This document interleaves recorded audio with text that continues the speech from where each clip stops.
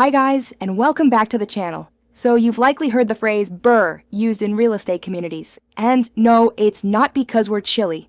It's really one of the most effective and structured strategies for creating a real estate portfolio from scratch. In a nutshell, BRRRR is all about destroying and rehabbing substandard, distressed properties into good, solid income producers, and then going out and doing the craziest thing of all. You get your original investment capital back so that you can go and do it all again. It's the closest thing to a real estate infinite money bug, and today we are dissecting it all.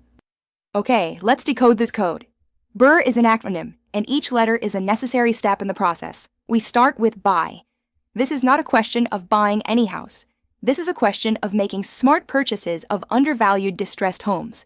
We are talking about homes with a huge disparity between what you can buy them for and what they will be worth after fixing them up. That's called the after repair value, or ARV. Then there's rehab.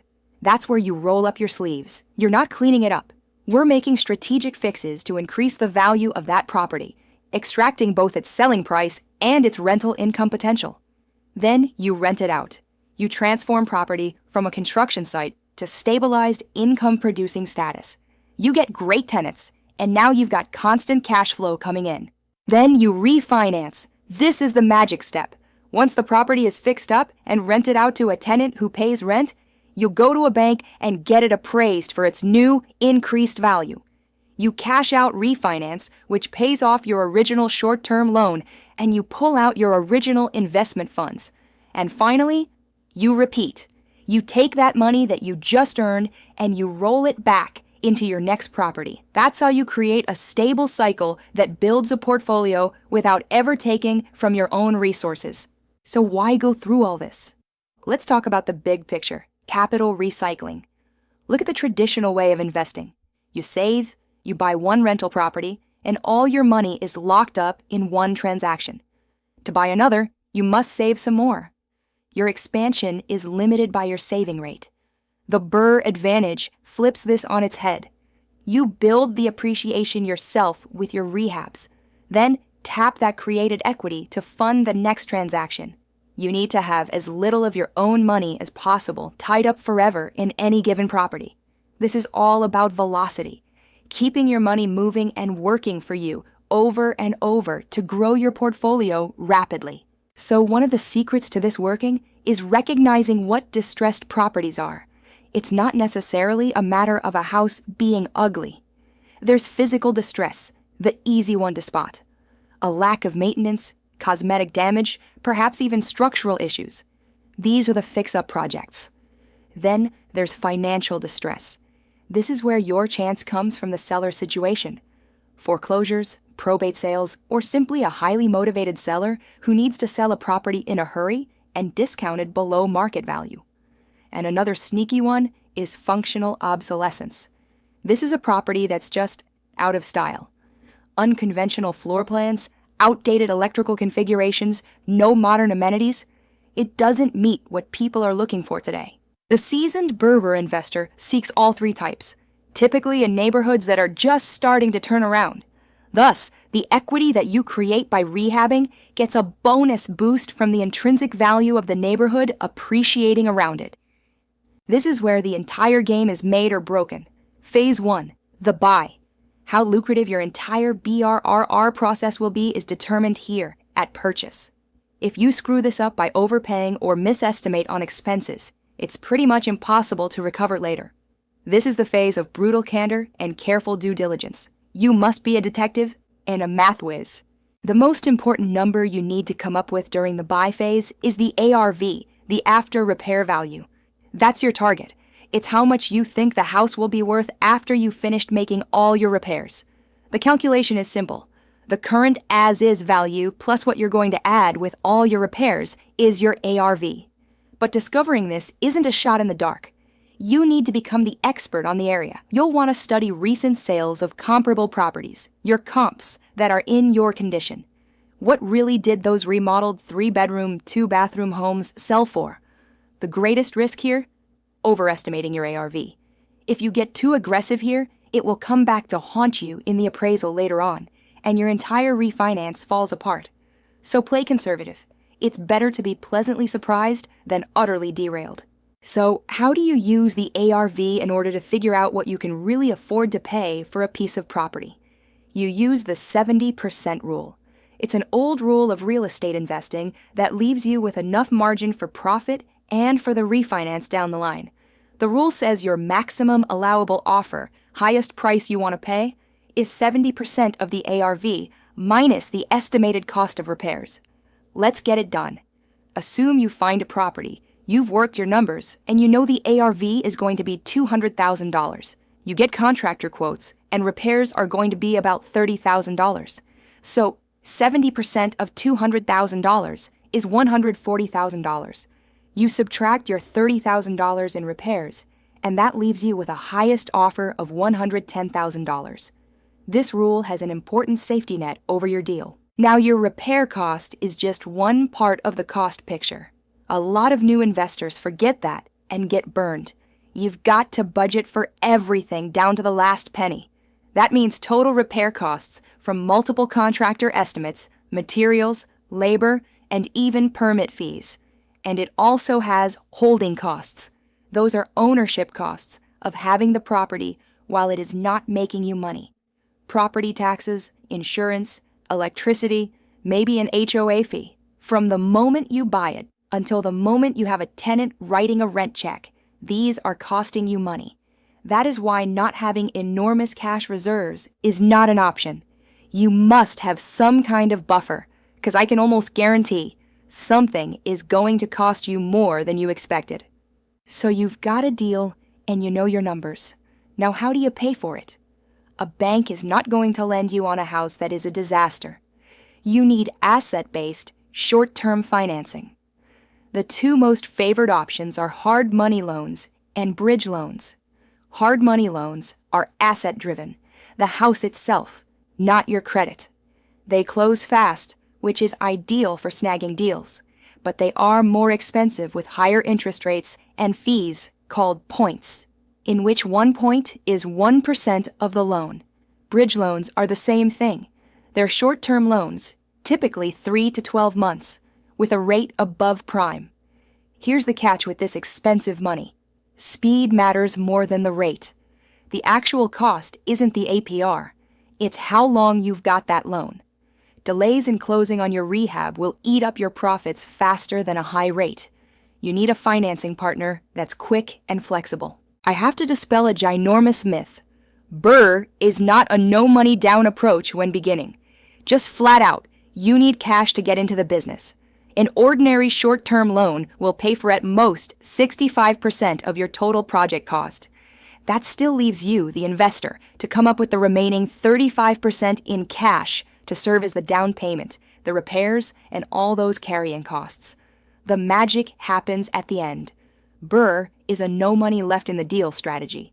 After you refinance, you want to pull out every penny that you invested.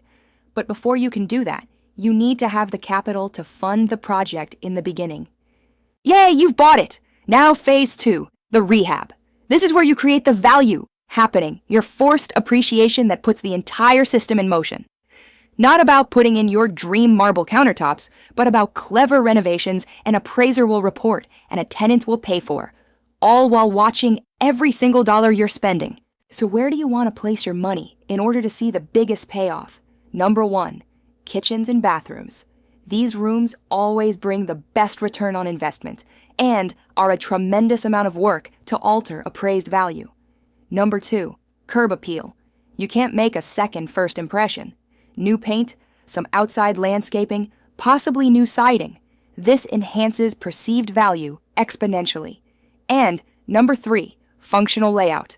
Update the floor plan. Maybe open up a kitchen or include a home office space. You need the layout to fit today's market needs. You have to manage your budget in rehab. You need a system, not a scribbled note, but a detailed tracker. Break out each individual task, kitchen cabinets, plumbing labor, paint supplies. Group each and every expense, materials, labor, permits. And then you're going to have to monitor your budgeted cost against your actual cost for each individual line item. And the one important line item of all, your contingency fund. You must put in a 10% to 20% buffer for the surprises. Believe me, once you start punching holes in walls, surprises are coming your way. A contingency fund is what makes a successful project a monetary disaster. Phase 3 is the rent phase. That's where you transform the property from a money pit project to a stabilized, cash-flowing asset. That stability is not an option. It's what the bank must see before they'll give you that long-term refinance loan. You need to get good tenants in a hurry using a judicious screening process. That rental income kicks in right away and works for you, paying off your mortgage and carrying costs. And above all, you must document everything. That signed lease agreement and bank statements of rent paid are your golden tickets to the next phase. And this is where it gets serious. Phase 4, the refinance. This is the force behind capital recycling. You're replacing that expensive, hard money loan with a vanilla, low-interest, 30-year mortgage. And along the way, you're pulling out your initial investment money. But you can't refinance the day after you finish renovations. Lenders also have a seasoning period, a waiting time between your purchase and when you can refinance. A traditional lender will make you wait an entire 12 months, but portfolio or DSCR lenders can have seasoning periods as short as 3 to 6 months. You ought to obtain the lender with the lower time frame for seasoning. Why? Because every extra month you're carrying that high hard money interest, your profits are being dissolved. This is the one biggest threat to your BRRRR deal, the appraisal. If the appraisal comes in lower than your estimated ARV, your entire plan is jeopardized. Let's say you were relying on a $300,000 appraisal to get your money out. The appraisal, though, is $280,000.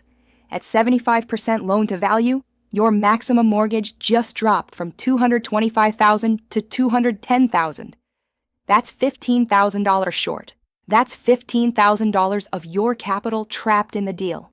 This is precisely why it's so important to be conservative in your original ARV estimate and to push appraiser-identified upgrades. Occasionally, you can even battle a low appraisal with good comparable sales data, but it's one you'd prefer not to wage. You did it! Phase 5, repeat. This is where the explosive growth happens. You take that money you cashed out and you reinvest it aggressively. Don't leave it sitting in your bank account. Treat it like inventory that needs to be put back to work immediately.